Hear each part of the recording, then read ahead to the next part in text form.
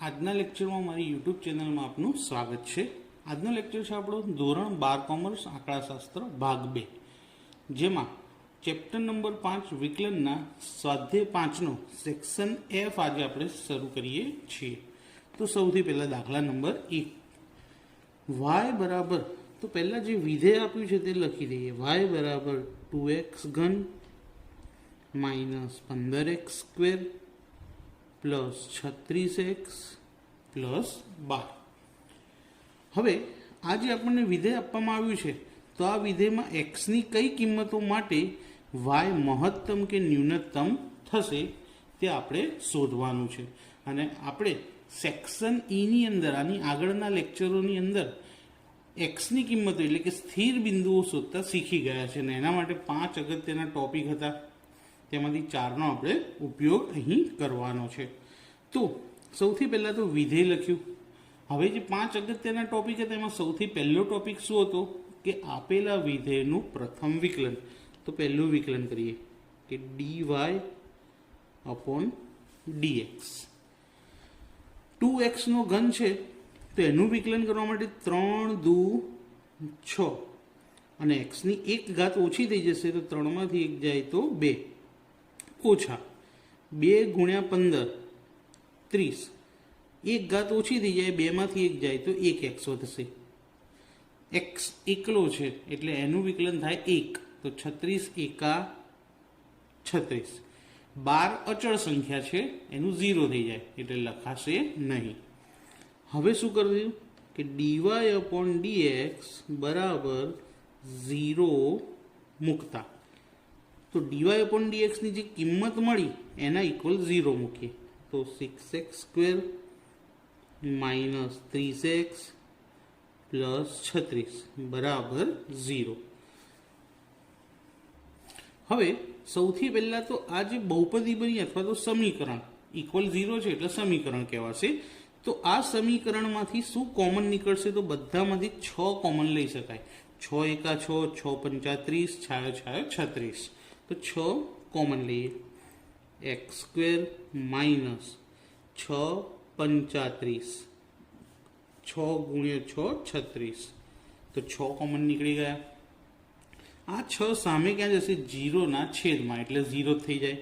તો આપણું સમીકરણ શું વધ્યું, x square minus 5x plus 6 બરાબર 0। હવે આપણે આના અવયવ પાડવાના છે, એના માટે આપણે ધોરણ 10 ને યાદ કરવું પડે ઘડિયાની રીતવાળું કે 6 કેવા છે, +6, તો +6 ના 2 ભાગ પાડીશું કે જેનો સરવાળો 6 ની આગળ પ્લસ છે એટલે સરવાળો કેટલો આવવો જોઈએ, 5। તો 6 ના 2 ભાગ, 3 દુ 6 અને 3 ને 2 5 થાય। મધ્યમ પદ માઇનસ તો મોટી સંખ્યા માઇનસ, પ્લસ માઇનસ માઇનસ, તો x સ્ક્વેર એમના એમ જ મધ્યમ પદના 2 ભાગ પડી ગયા, -3x અને -2x પ્લસ 6 બરાબર 0।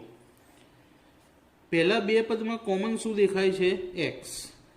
x ની 2 ઘાતમાંથી 1 બહાર 1 અંદર, 3x માંથી x બહાર તો 3 અંદર, ઓછા આ બેમાંથી શું કોમન, 2 માઇનસ લીધા તો અહીંયા 2x માંથી 2 કોમન લીધા x। હવે માઇનસના કારણે નિશાની બદલાશે, પ્લસનું શું થઈ જશે, માઇનસ।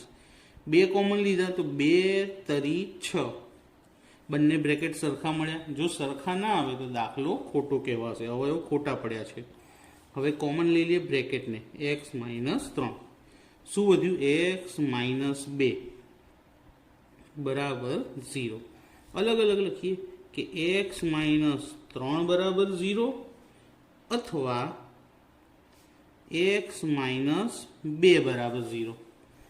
હવે આ -3 સામે જાય તો માઇનસના શું થઈ જાય, પ્લસ। એ જ રીતે અહીં પણ -2 સામે જાય તો શું થઈ જાય, પ્લસ। તો x ની કેટલી કિંમતો મળી, 2 કિંમતો મળી।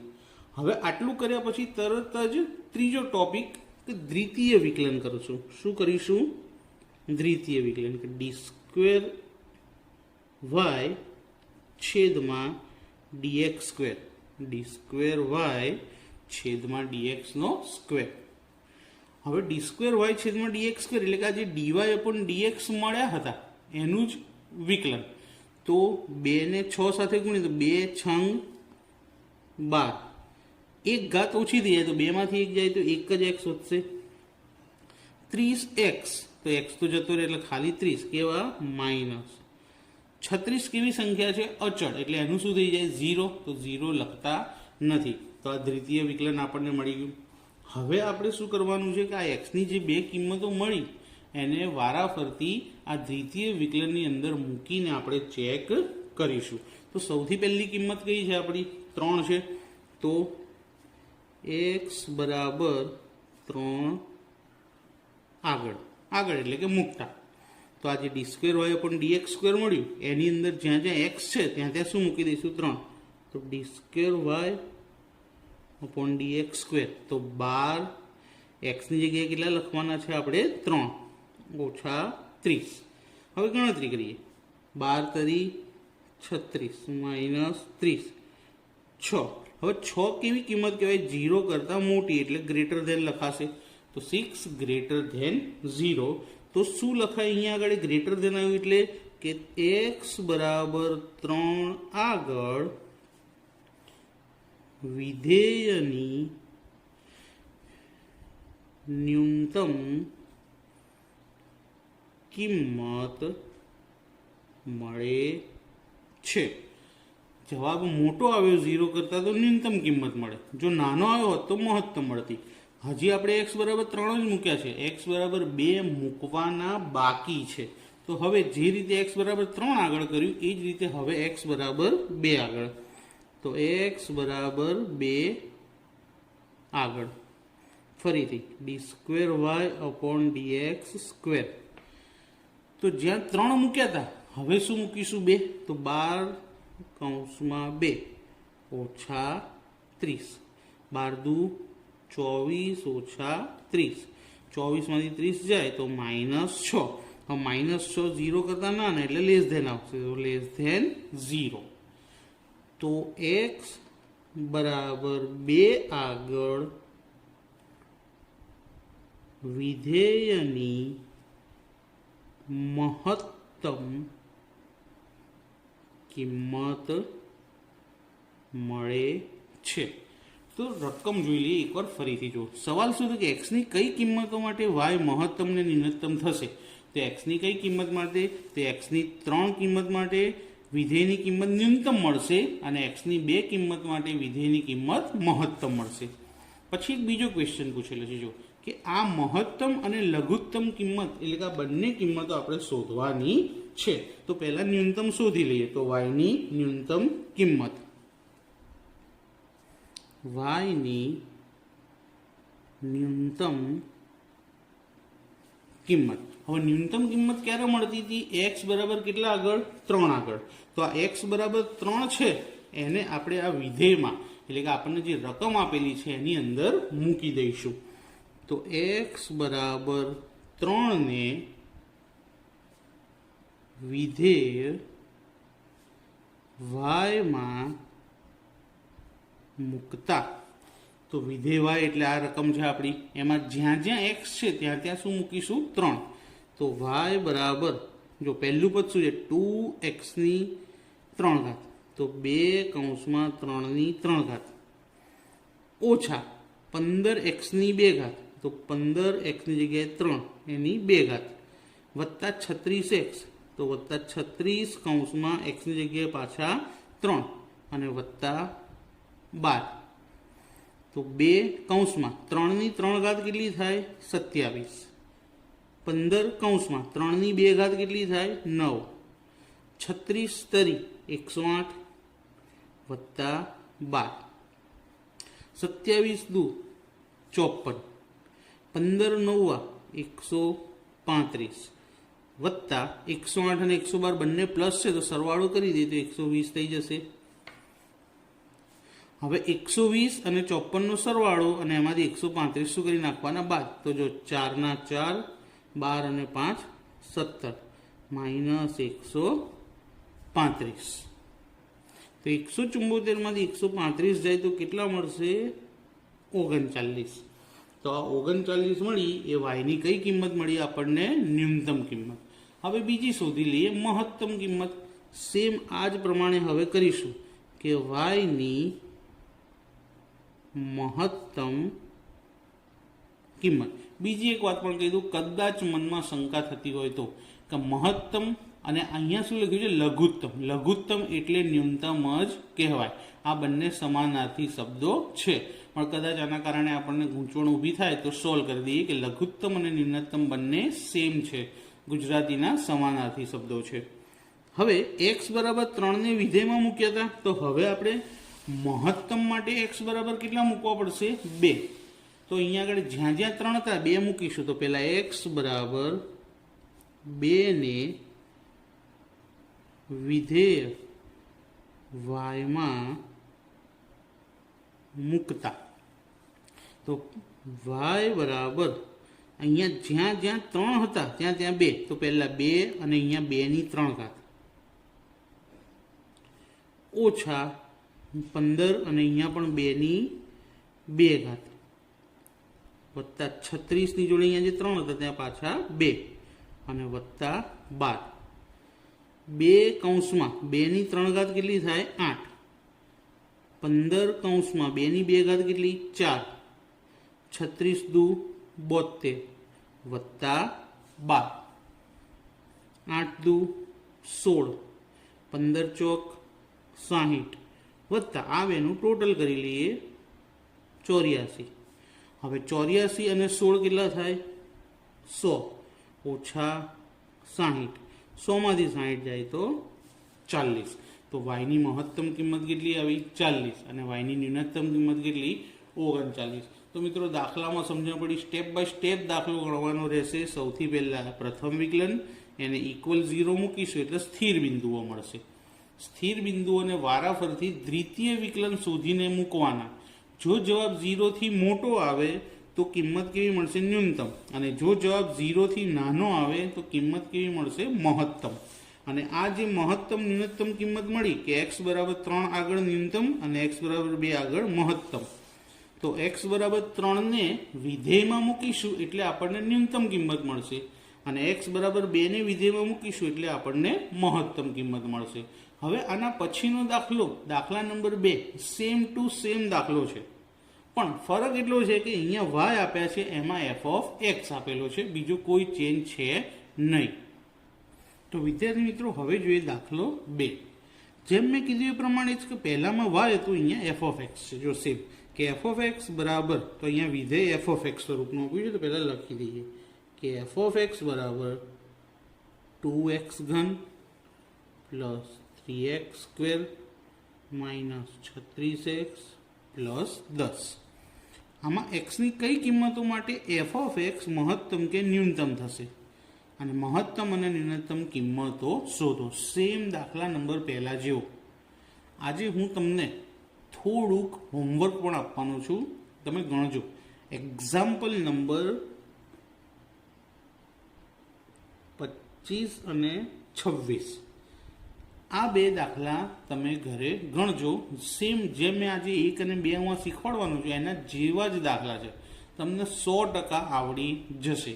જો કદાચ કોઈ ડાઉટ લાગતો હોય તો મને કોમેન્ટમાં જણાવજો, હું સોલ્વ કરી આપીશ, ગેરંટેડ.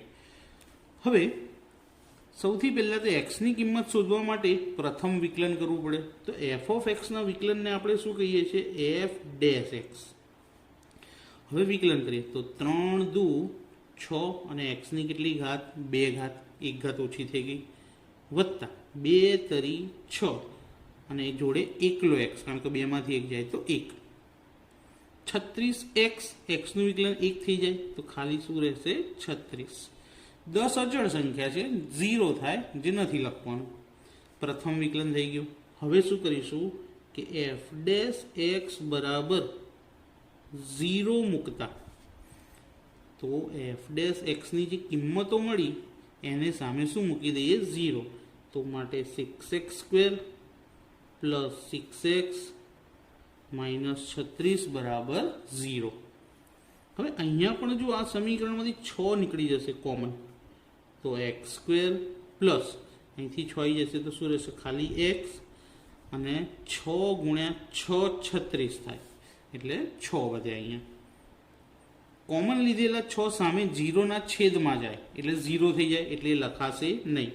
તો સમીકરણ x² પ્લસ x માઇનસ 6 બરાબર 0. હવે અંતિમ પદ શું છે? -6. કેટલા ભાગ પાડવાના એના? 2. અને શું લાવવાના? 1. કારણ કે જો એક્સની આગળ કોઈ કિંમત નથી એટલે 1 લાવવાની બાદ બાકી. તો 3 દુ 6 અને 3માંથી 2 જાય તો 1. મધ્યમ પદ પ્લસ તો મોટી સંખ્યા પ્લસ અને પ્લસ માઇનસ માઇનસ.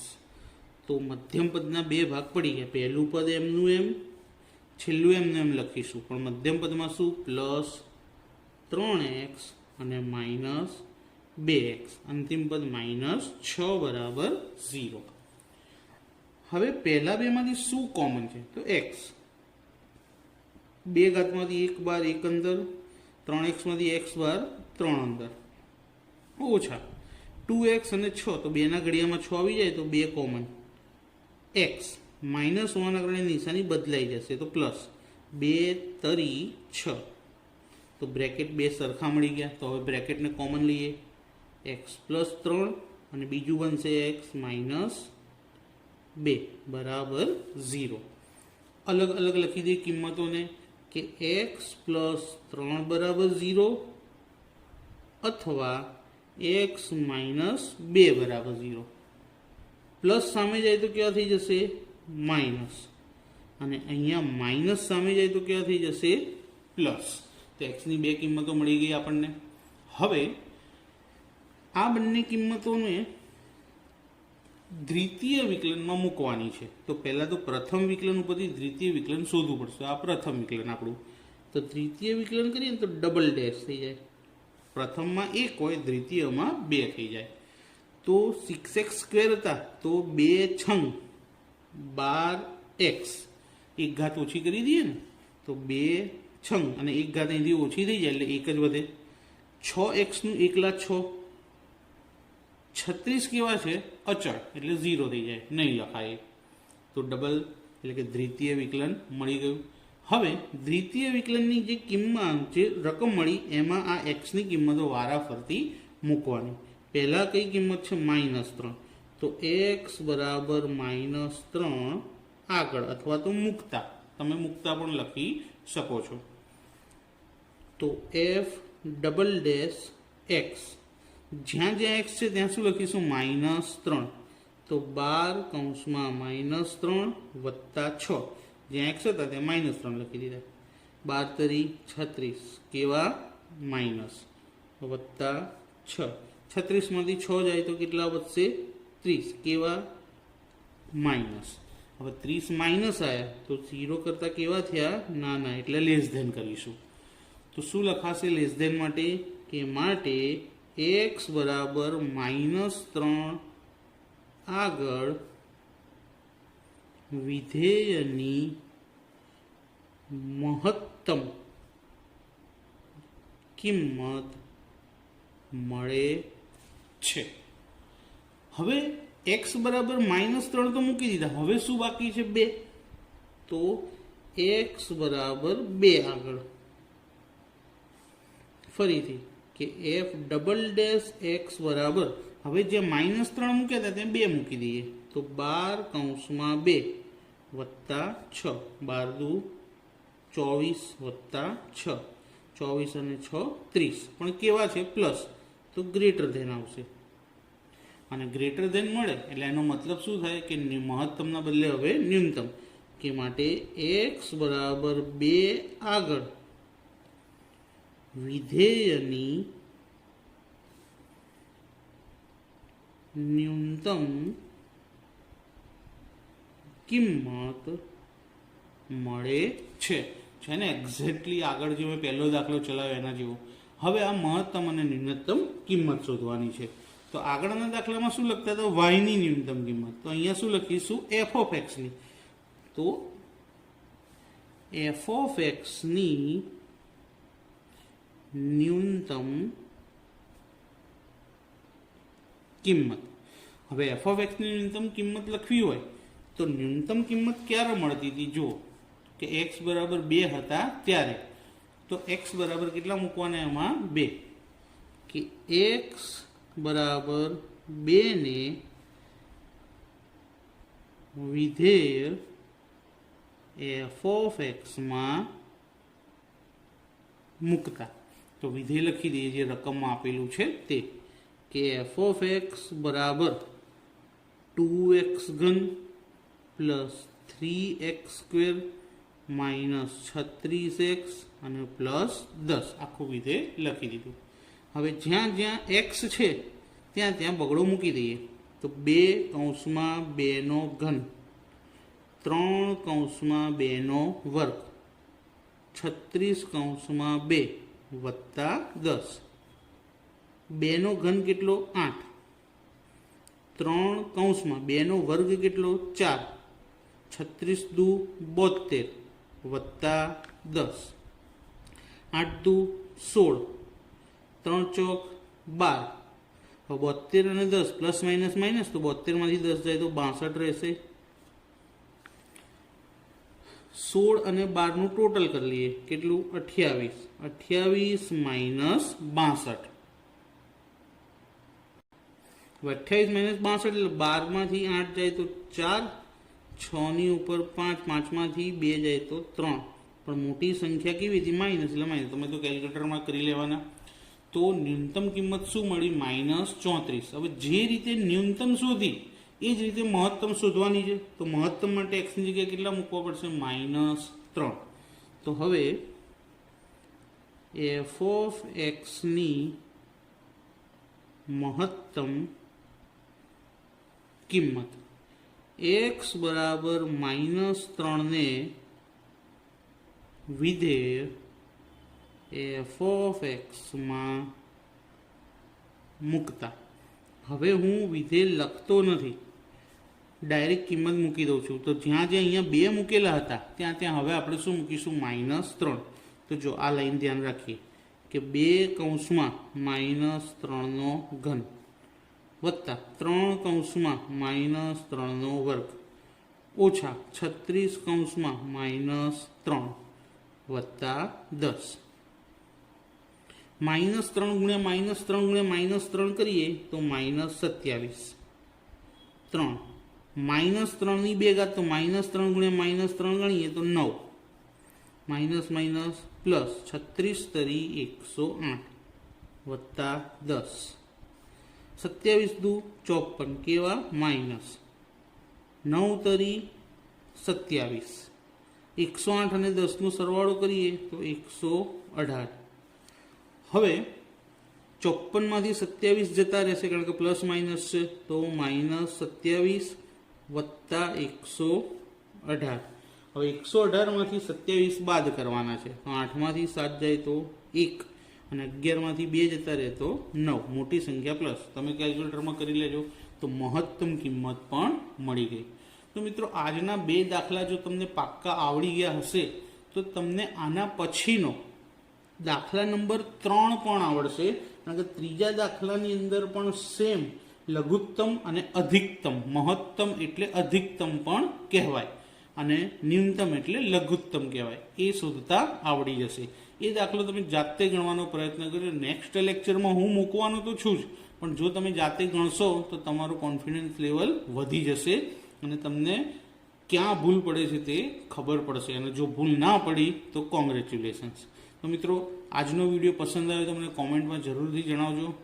વિડીયોને એક લાઇક કરજો, શેર કરજો અને ચેનલને સબસ્ક્રાઈબ કરવાનું ભૂલતા નહીં. Thank you.